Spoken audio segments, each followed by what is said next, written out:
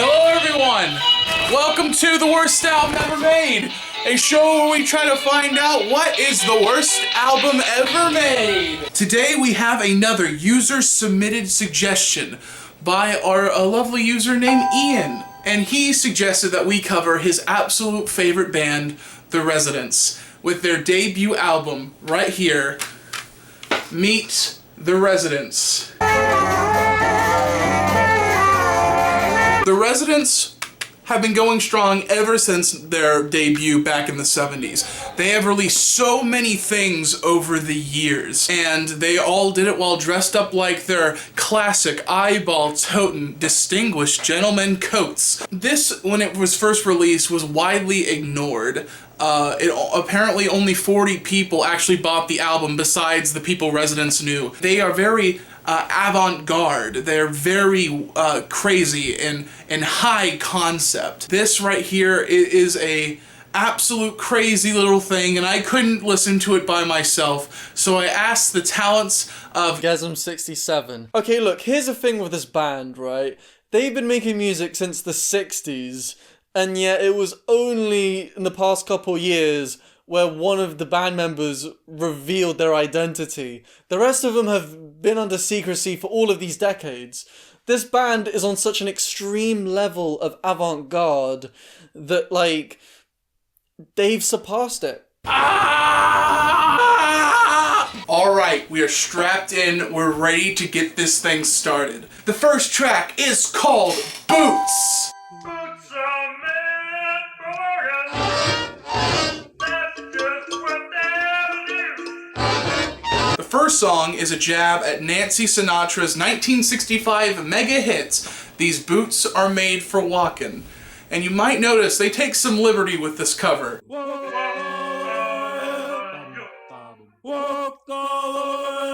It's just shit posting from back in the days. That's the thing with this album, just because it came out such a long time ago, when shitposting wasn't even a thing, it's weird to listen to this album when you consider the time period. But when you compare it by today's standards, if any YouTube, SoundCloud rapper, OnlyFans content creator was to make a song like Boots, I mean, people would just think, oh yeah, it's a shitpost. It's like opening your mouth and just taking a shot of vinegar. This song is purposely bad because why not? It's so bold and it's so ridiculous and stupid that they would do this song. When I listen to the song, I immediately laugh because it's like, why did you do that? This is the worst song off the album, but throughout this album we are going to go into a lot of different territories besides this one. We are going to get in some very odd places. This thing is a roller coaster, and we just started. This song gets 2 stars. This one is called Number One. I'm going to assume that's number 1, but in stupid language.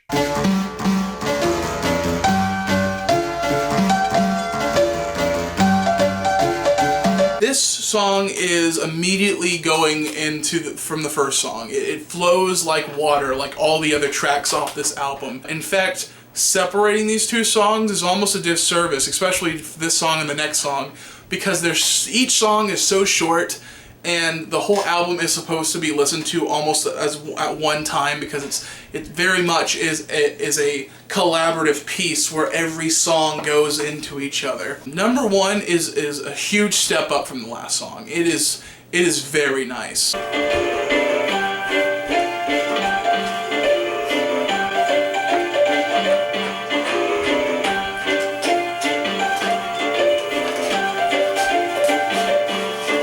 Okay, no, this is a fun song. Yeah, one could argue that this album has essentially got a childlike sense of wonder, because it's pretty crudely made, but it's still very artistic in the delivery of the tracks. Oh, it's a bop. It's an absolute bop. And the contrast between Boots and this song it's night and day.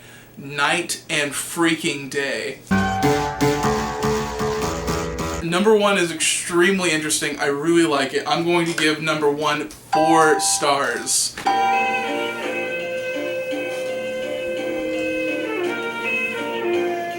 This is a waltz type of song with very heavy hitting pianos on them.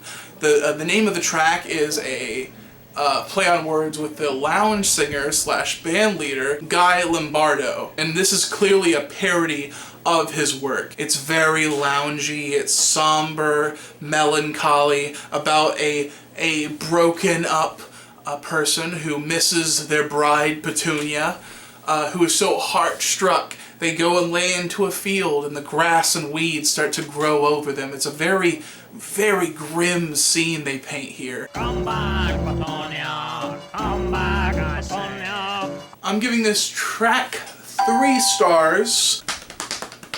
Next track is Breath and Length. Breath and Length is a very impressive song because it really freaks me out. I am very unnerved by this song, and it's mostly because of their choices in words they used for the lyrics. Breath and length and breadth and width and width and width out in our dance. That is just repeated and repeated and repeated by the female singer. It's so alien, and it feels like it just gives you a little bit of goosebumps when you hear it. At least with me, I'm very much unnerved by it. Just because the song scares me does not mean the song's bad, because that's their intention. Their intention is to make you feel a certain way. They want to get under your skin, and I think it's really cool they used rhyme patterns in order to give this really unnerving vibe, like something's not right. I'm giving it 4 stars. Next up is the song I have the least to talk about. It's Consuelo's Departure.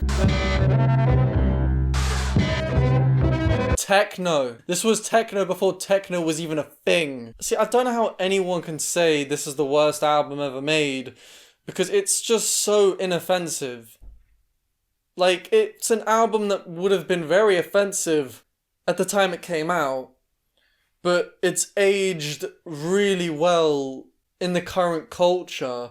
This song is only 59 seconds. It's very blink and you miss it. And it flows so well between this song and the next song. I think they should have just kept those songs together, because this one I don't think is enough to stand out on its own. Eventually later on, like way later in the album, you'll have like a song that has 6 different changes, and this one there's nothing to it. I think it should have just been with the next track. 2.5 stars. Next we have the song Smelly Tongues. Smelly tongues look just as they felt. The Residents wanted to go out there and make a song that covered all 5 senses. So the lyric is smelly tongues looked just as they felt. And that's the whole lyric. The song is very industrial sounding. It's very heavy on distortion, which just paints this feeling of just the worst looking area and the worst looking tongue you could ever imagine. Just as they felt. I'm giving this one 3 stars, and it was pretty good. Next song is really cool. It is Rest Aria. Rest Aria starts off with this beautiful, sweet, melancholic ballad that slowly builds up and up and up to something that's a lot crazier, and it's amazing.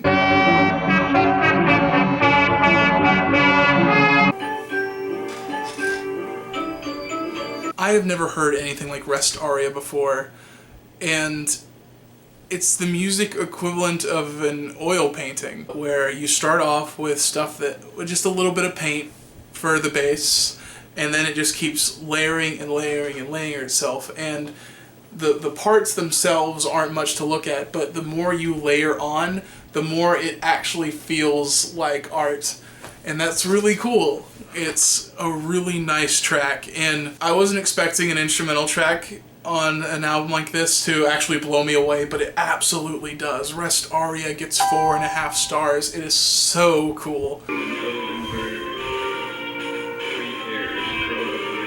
After Rest Aria is a song I hate the most off the entire album. It's Scratch. Scratch is not a bad song. It just does its job too well. Scratch is a song that absolutely just makes me so nervous. I don't like it at all. I feel so nasty. Scratch, I believe, is a song about getting older and being revolted in how your body looks like. Like, oh, you got an itch, so you scratch it, and then you realize how dirty your fingernails are, and just sleeping in the same bed that just weeks ago you just pissed in. It's so gross. The backing track is what I would think of Courage the Cowardly Dog music sounding a little bit like. So Scratch, even though I hate to listen to this song, it gets 3.5 stars. But let's go to track 9, which is Spotted Pinto Bean.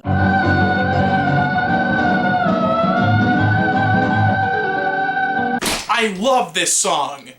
I love Spotted Pinto Bean. You hold on to your freaking bootlaces, people, because we're talking about Spotted Pinto Bean. Take an opera record, dip it into the abyss for just one little dip, and then listen to it, and then you have Spotted Pinto Bean.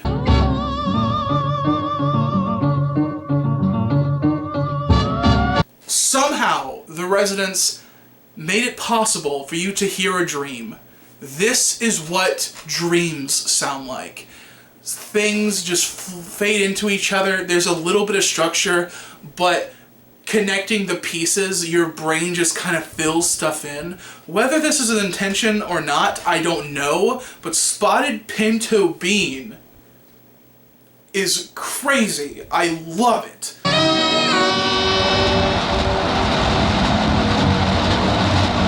No joke, one of the best songs I've heard to come out in the 1960s. I mean, I don't listen to that much stuff specifically from the 1960s, but in terms of what I have listened to, which isn't much, but I've listened to enough to know that this is one of the best. And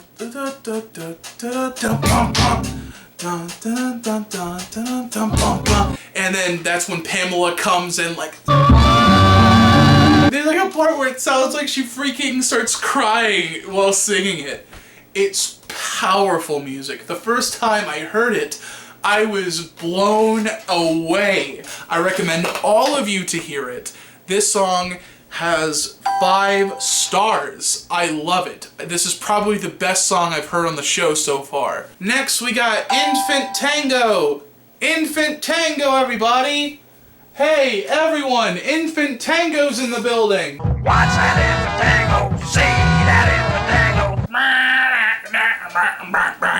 tango. This song is very similar to Captain Beefheart and his Magic Band, who we talked about in episode 1 of this show. You can listen to it right up here. This band was very inspired by Captain Beefheart. It's rumored that before this album came out, the band and him have worked together, but that's more of a rumor and it's never been truly confirmed, so take that as you will. This music is very much in his style.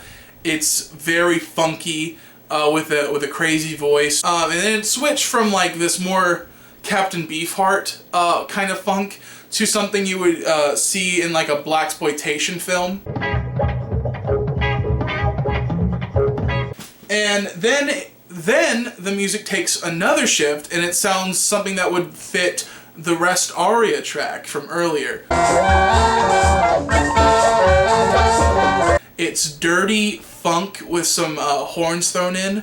It gets pretty Mardi Gras-like in the end, very Cajun. 3.5 stars. We're getting to the last 2 songs on the album, and they're both very holiday-oriented. This one's called Seasoned Greetings.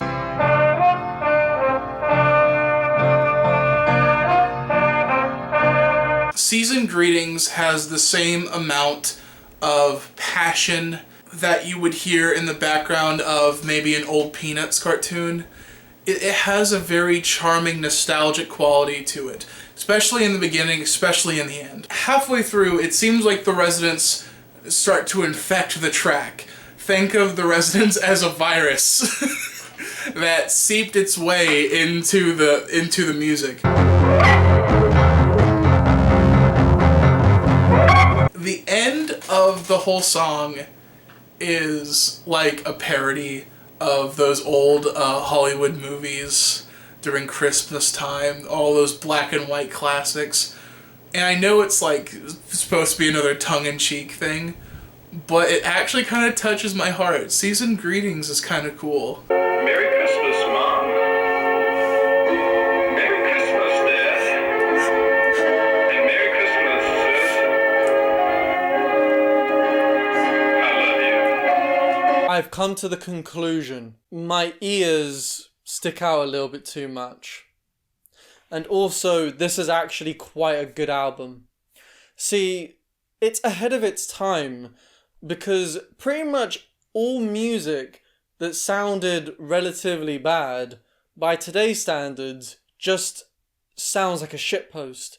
And considering shitposting and really bizarre, out of context, obscure, stupid, dumb memes is like a big thing in the culture right now, this album feels more like a product of today than a product of back then, but it still has those sounds that were from the 60s.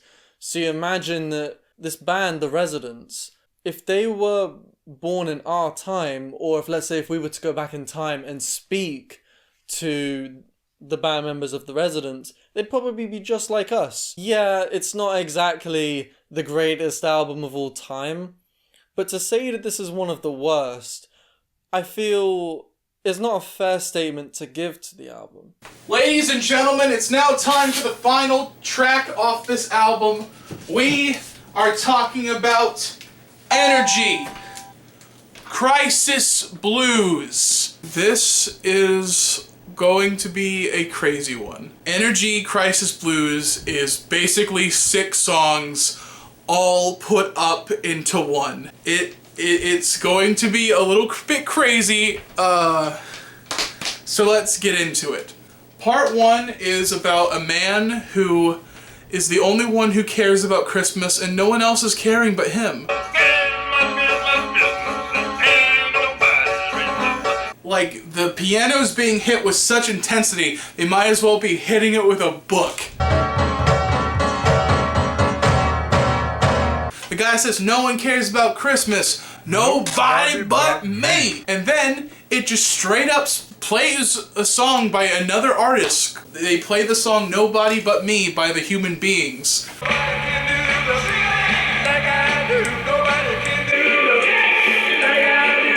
And then it all changes when they say the secret word.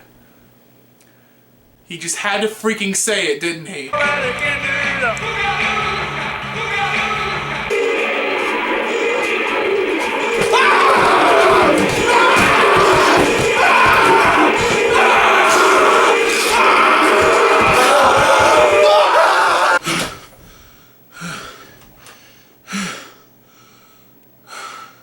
Next, everything stops for a while, and we're given like a royal march, played with saxophones, xylophones, and crashing cymbals.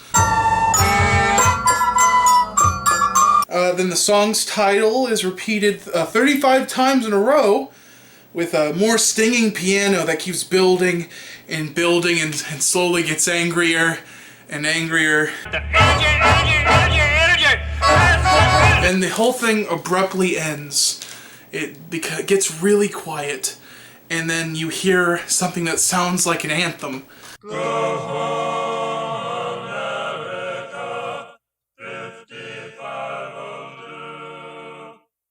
Go home, America. It's very quiet. It's almost relaxing. And it's a very good way to end the album. It fades out, and then you're left with silence. I think it's a good ending. It's a triumphant little view into the odd world of the Residents. And I'm going to leave this song with a 4-star. So that was Meet the Residents. This thing is a roller coaster. It is one of the craziest things I have ever listened to. And from start to finish, this thing is actually pretty incredible. Does this belong on the Board of Shame? Absolutely not. This is the best thing I've ever reviewed for this show. Ian, thanks. This was cool. Anyway, more episodes to come of this crazy little show. So, anyway, I'm done talking. Bye! Bye! Bye!